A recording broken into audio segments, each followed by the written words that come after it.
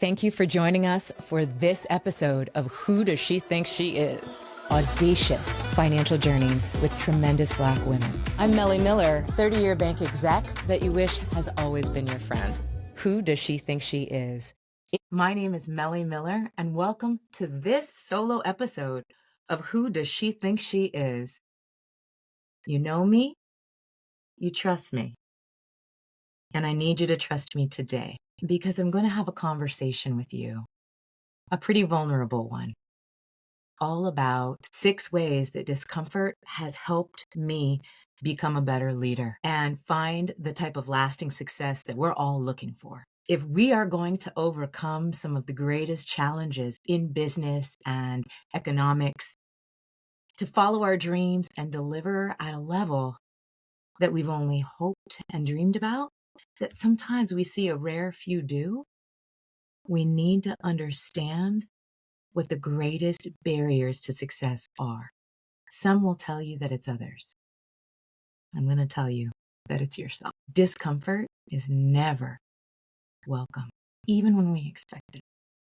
There are times when we know it's coming, when we've been prepared for it, and we still opt to run away. Well, that isn't always an option that we can navigate, is it? I know it hasn't been for me, or so many of my friends, or even my children. I've been mentoring, guiding, coaching, and teaching for years, and working with countless families and businesses about their finances. And at the end of the day, it all boils down to discomfort. What are you going to do about it? How do you react when you experience it? And who exactly are you blaming it on? You know who you are. So let's get into it. In this episode, we're going to cover three of the ways that discomfort can be the most powerful lessons and how to take advantage of those lessons. And in the following episode, we'll take you on a journey through the other 3. Fair enough? Okay. The first form of discomfort that is really pretty painful. My teens complain it to me all the time, or complain about it to me all the time. Complain it to me. Yeah, maybe that too, although I'm not sure what that means. But boredom is the opposite of growth. It's a lack of stimulation. And it feels like second day leftovers. It doesn't even matter if it's your favorite meal. It's not the day after, it's the second day. It feels stale. And oftentimes, boredom is hard to identify. You just know that you're not excited to go to work. You're not interested in engaging with others. You don't feel challenged. Boredom's number one cause is a lack of challenge in your role. Now, summertime is often an opportunity to pick up interns, younger professionals that might still be in school or just getting started. And they have a pretty robust appetite for learning and development. And there are going to be times that you might ask yourself or even worry, how do I prevent this new team member from getting bored? If you are seasoned in your career, perhaps you've been in a role for a long time, and one day you wake up and it's just not giving that same vibe, that same energy that you're used to. You might be bored. Now, when you get bored, the last thing that you should do, please hear me on this. The last thing that you should do is call your manager or your boss or knock on their door and ask for a meeting time to proclaim that you've got nothing to do. Please don't do that. That's really lazy. Why do I say lazy? That's because you have not really thought about yet. If you haven't really thought about and really unpacked and sat with yourself and reflected on why you're bored, what the root cause of that boredom is, then you are, with minimal effort, approaching a senior leader or a manager and asking them to solve that problem for you. It doesn't really come across as though you have initiative. Now, if you are an initiative taker, if you are motivated, if you don't want to be received as lazy, and you have not yet had an opportunity to explore your own root cause of boredom, then I'm glad you're listening to this, and I'm glad you're here with me. I'd like you to try a few different methods before announcing to the world that you're bored and it's time to try something new. Try this instead. I'd like you to think about what aspects of your job you do like. The parts of your role or the project that you're working on that really engage you and are exciting still. And maybe they don't make up a huge portion of your role, but the part that you do really like, that you do find challenging, engage with that space even more. Just because your job might encompass 6 different elements, areas of expertise, or activations, it does not mean you can't give extra credit to one of them that you're really into. As a matter of fact, that's encouraged. Consider, and this is tip number 2, consider looking at your entire role, the scope and the landscape of what you do for your organization or the mission or for an end desired outcome. Are you exceeding expectations or are you a C student? Now, no shade on the C student. No shade on mediocre. But if you're bored and you're not exceeding expectations, you're not blowing your benchmarks out of the water, you're not creatively looking for ways to take apart and rebuild the machine, I'm gonna stop you right there and reinforce, don't you dare go knock on the door of your manager or leader. Consider trying harder. Or evaluating your own performance, looking for ways that you could deliver at a higher level. Maybe you're bored because you're not fully activated in that space. It doesn't mean it's somebody else's fault. It doesn't mean it has to be anyone's fault. This is just another tip. And then the last thing that I would say, this is just to spark some ideas and some thought around boredom. If you are meeting expectations, perhaps exceeding them, we've addressed the mediocre, so we're moving on to the meeting and exceeding. If you are delivering to the assignment, if you're doing well in your role and you're still bored, because meeting expectations or exceeding them isn't always enough to satisfy who you are, what your curiosities are. I want you to think about how you can make your role, your process, the entire scope of your position better. Are there additional efficiencies you can build? Are there ways to create more value in your position or from your perspective and with the resources that you have at your fingertips? How can you better deliver to the end desired goal or the mission of the organization or your position? As a business owner, you know what I'm talking about. If you're bored, something's unexplored, unenhanced, and perhaps not even agile enough to keep up with the change in our business market or our economy. So boredom is not the type of discomfort for you to get complacent about or lazy about. Boredom is the type of discomfort that's a clue or a hint that it's time to freshen things up for yourself. I'm gonna let that sit with you for a moment. I am. Because I think that there are days when we might feel bored and we think to ourselves, I should just take a day off. Please don't mistake boredom from the second very major form of discomfort, and that is fatigue, burnout. I know I'm speaking to some of you out there. I'm gonna get more comfortable in my chair because this one hits home. Boredom is a lack of challenge and engagement. Fatigue is something entirely different. Fatigue and exhaustion can be symptoms of an imbalanced workload, an inadequate physical or mental period of recovery. It could indicate high levels of challenge or pain or complexity or overwhelming work. And fatigue is a way of your body telling you that things are not okay, that you're not ready to start something else or move on or continue. It's your body's way of telling you that you need a break. You know, I am the daughter of 2 very high-performing athletes that have built a career in the health and fitness industry. And for the last 30 years, I too have been a part of the health and fitness industry.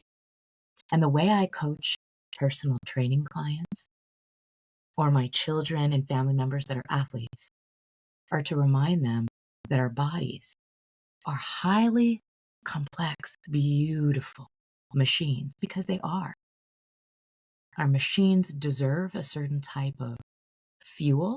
They send us messages, little signals and alerts to let us know when things are out of order or when something isn't right. And typically it shows up in the form of pain or some type of physical discomfort. I share that with you because it's important to recognize that stress, lack of sleep, insufficient recovery time, mental health all impact the way we feel in our bodies. And sometimes we might be so busy focusing on what we believe that we are supposed to do that we might miss very important cues.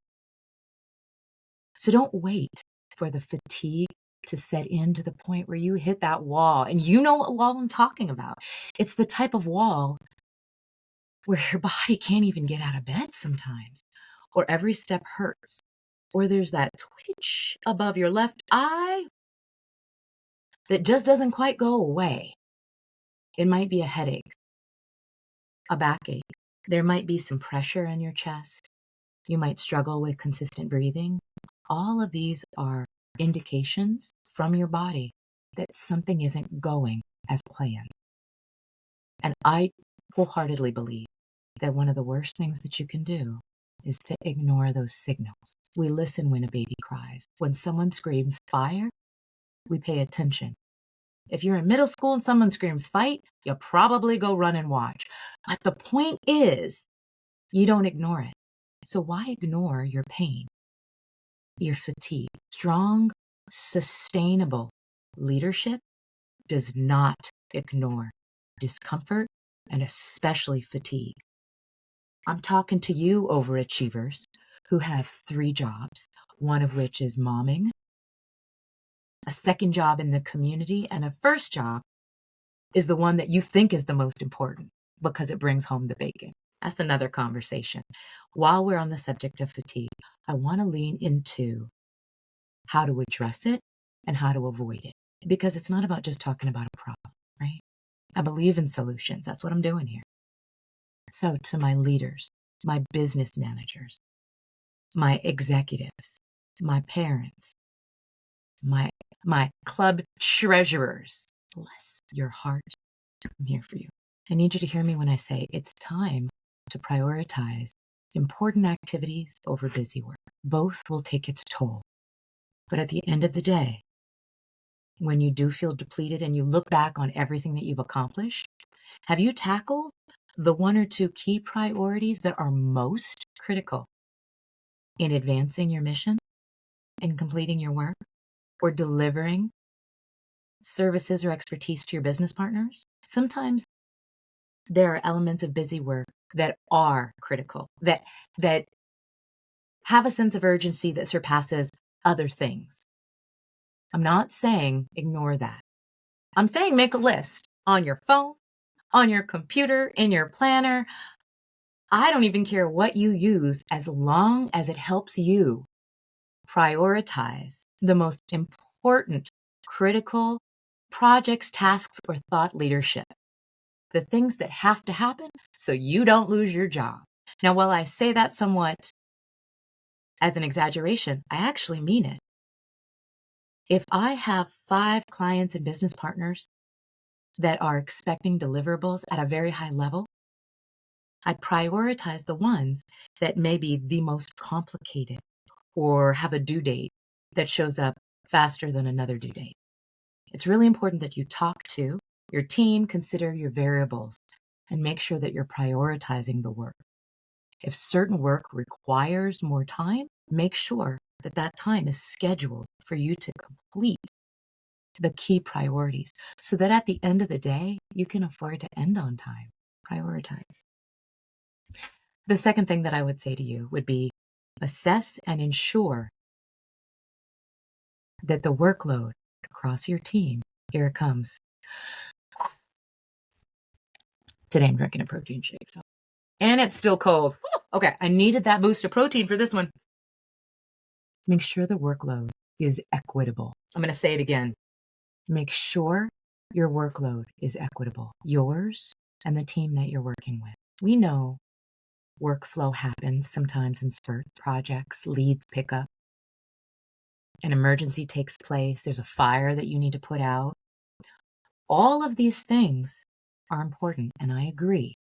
It's also important to recognize that you work amongst a diverse and dynamic and highly talented team, do you not? Everyone brings a set of skills to the table and serves in different capacities. It's important that workload is a reflection of a balanced team with a variety of skills, perspectives, and expertise. If you're a leader and your team is not balanced, it is your job to evaluate and assess workload balance, skill set balance, so that folks can come to the table and all be contributors. Now, if you have folks on your team that don't believe in working very hard and find creative ways to share their experiences with others and their projects with others, again, your responsibility to discuss that, address that, talk to your team members, engage with them, determine if their workload is reasonable or not, and pay attention to when you are approaching burnout or have done so much and have so much on your plate. Review that list of priorities to see if any of those priorities are best met by someone else in the team that carries a more appropriate set of experiences or expertise, or perhaps is equally capable and has capacity. Equitable workload. That's all I'm going to say. That's all I'm going to say about that. Now, assuming you've prioritized and there is a fair and equitable workload distribution across your team, your workforce, your office, your business, the next step would be to look at your schedule and be intentional about how and where you have scheduled, because I'm already assuming that you do schedule time to work on what needs to get done. If your entire calendar is full of appointments and meetings and meet and greets and sales sessions, when will you actually get the type of work done that requires focus? You won't. And if you do, it'll be when you don't have time, but you're finding random and inconvenient ways to make time. And I can almost promise you, you will not be at your best and deploying your best work. So be intentional about your schedule and protect time. Ooh, I used that P word. I love this word. Protect time. Protect your time. Protect your team's time. Protect time for thought leadership. So think. Yeah. Make sure that there's time in that schedule to give you space to think at a much higher level than what you do when you're in the busy work. That type of big brain thinking, whole brain thinking, is rare, and you deserve it. And so does your client base, your team members. It gives you an opportunity to step back and look at the landscape. And when you're stepping back and looking at the landscape, let me tell you, you avoid burnout, you plan ahead. You see when team members or even yourself are reaching a point or may reach a point of boredom. The things you can see with perspective and time, just try it. Try it and let me know how it works. Okay? All right. Now, the third type of discomfort that is a real personal challenge for me. I'm going to get a little personal, if that's okay. I want to talk about loneliness. I want to talk about what it feels like to have a great role, be challenged, be excited about the work that you do, and yet feel like you're missing something significant. Loneliness can be caused by a number of things, and I spent some time unpacking some of my own triggers for loneliness, some of the things that lead to that for me, that feeling, that type of discomfort. I've worked with teams before where there was a lack of alignment in the values that I brought to the table and the values that my colleagues brought to the table. And that's a big big red flag. Even before you're taking a role, accepting a role, not taking one, excuse me, accepting a role or leaning into a space. Choosing spaces that offer value alignment is a great way to make sure that you don't get lonely and that a team and a workforce is moving in a similar direction. I recently had the opposite of lonely, a real connected feeling with some of the work that I do. And I was with another set of business owners as a part of a delegation that traveled to the country of Colombia, Cali, Colombia, to work with Madam Vice President, their Vice President, Her Excellency VP Marquez. And that group of leaders was so incredibly focused on tooling and equipping others to be incredibly successful at their dream, at what they want most in life. Some were leaders in wealth equity. Others were leaders in real estate, infrastructure, operations, workforce deployment, employment, retail, and investment. And to be able to get together with them, even though their expertise was in different categories and areas, and we all brought to the table different strengths, knowing that we came together for a similar set of values and motivations was freeing. We were able to trust and bank on that and actually do the best work that we came to do and enjoy it. When I am not around leaders and colleagues and individuals that share at least some of my values, it can feel pretty isolating. And I know I'm not alone in that. So I would encourage you, when you recognize that the type of discomfort that you're feeling comes from a place of loneliness, that is the first thing that I want you to assess, that I want you to take note of. Am I working with and alongside, for, and as a part of an environment that's value aligned? The next thing that I'd like you to ask yourself is about whether or not the folks that you are doing business with share your goals. Values guide our choices. They're our benchmarks. They're our non-negotiables in true happiness. There are boundaries. Goals are our destinations. That's where we want to go. We choose to go. And so if you are in a team or surrounded by individuals that do not share your goals for the organization or for the business or for what you are trying to do, that can be another very dangerous trigger or red flag. And it might stand in the way of you feeling a sense of belonging and connection in your own workplace. It can be lonely when others are pursuing transformational gross earnings in a nonprofit designed to build wealth equity across a certain community. Now, it doesn't mean that both individuals or groups aren't focused on building out financial infrastructure. But if the goal for this individual is independent wealth, and the goal for this individual is wealth equity across a community and a sharing of abundance, working together is going to be very uncomfortable.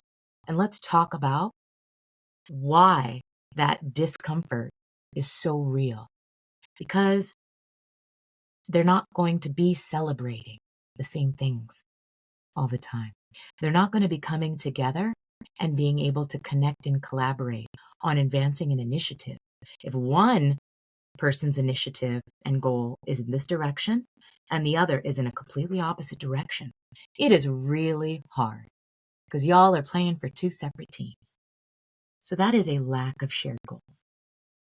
Now, another source of loneliness could be a lack of peers that are at your developmental or intellectual level. This is not low-key shade on anyone. I just want to say that. What I'm referring to is an environment where it's difficult to share thoughts and ideas if the level in which the thoughts and ideas need are exchanged need to be met by someone with a certain degree of understanding or a basis of understanding. One of my best friends is a surgeon that specializes in repairing pelvic floors in women. Now, I'm a woman. I have a pelvic floor, but I really cannot even begin to understand the interworkings of her surgical procedures, perhaps at the level that she wants to have some banter about. That doesn't mean that we're both not smart. That doesn't mean that we don't have amazing conversations, but professionally, it might create some challenges in us being able to commiserate on the work that we do. Now, if you're working with a team or you're a part of a work group where there are a number of individuals that can be in community with you, but they don't necessarily have the framework to be able to engage, either socially or professionally, it can feel extremely lonely. And for that reason, it's important to pay attention to your spaces and your environments and learn to offset that. Learn to find other outlets or communities that you can be a part of that help you meet that need for creativity or intellectual expression or dialogue. Sometimes it's a book, sometimes it's a human, sometimes it's a podcast. But my point is, if you're lonely in one space, it doesn't mean you have to be lonely as a state of being. You have the tools to address that loneliness. Now, one last aspect and driver of loneliness that I do want to talk about is communication and connection. I've referenced the love languages book and study and research before, and it might help some of you out there listening get traction. But not everybody communicates and connects in the same way. And we're all looking for connection. We're all looking for the type of connection that we enjoy as part of being human. And during the pandemic, many of us remember what that felt like. Some of our homebodies and our couch potatoes and introverts were celebrating. They loved it. And for those out there similar to me that love human connection, want to make real eye contact, want to hug every now and again, and also want the occasional slap of high five or the knuckle bump or just to breathe, exchange someone's air and be and share space. The pandemic was probably really, really hard for you. I was paying attention and I had to go out of my way to really make sure that it didn't break me. And there were times that it broke me a bit. And I'll tell you, it might be that your work team does not often engage in person, but that might be the type of connection that you're looking for. It might be that the folks that you're working with or you're in community with working on projects together, they prefer to communicate via text as opposed to a Zoom call. Now, it's not the end of the world, but it is important to recognize if that is the cause of your loneliness. Just because you're not required to go into an office doesn't mean that you're barred from stepping foot on the floor. Sometimes I will go and work in a coffee shop just to be around people and just to hear some noise and feel the energy. Admittedly, I'm less productive at a coffee shop, but I guess my point is there are ways to address this. So if I could leave you with any thought and recap what we discussed, discomfort teaches us a lot about ourselves, about our environments, but only if we slow down and reflect on what is the driver of the loneliness, of the fatigue or burnout, of the boredom. These are huge indicators of something not being right or being less than ideal.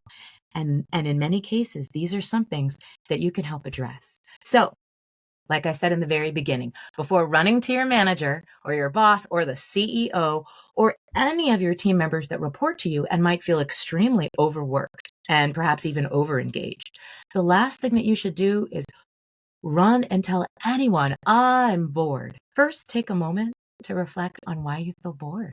It's an opportunity for you to excel, grow, and even soar. I think you'd be surprised. And my job here is to make sure that I offer you some of these insights that helps me lead a successful company, lead from the C-suite, be engaged by my clients, and continue to learn, grow, and develop every single day. And I want you to too. I do not wish loneliness on you or burnout. My face got really serious when I said burnout, or boredom. I genuinely believe that boredom is a personal problem. At least as a mom, that's what I say to my kids. But all jokes aside, these are all things that we can pay attention to and unpack. And I'm really excited to hear how you do with this. It doesn't matter where you are in your professional journey.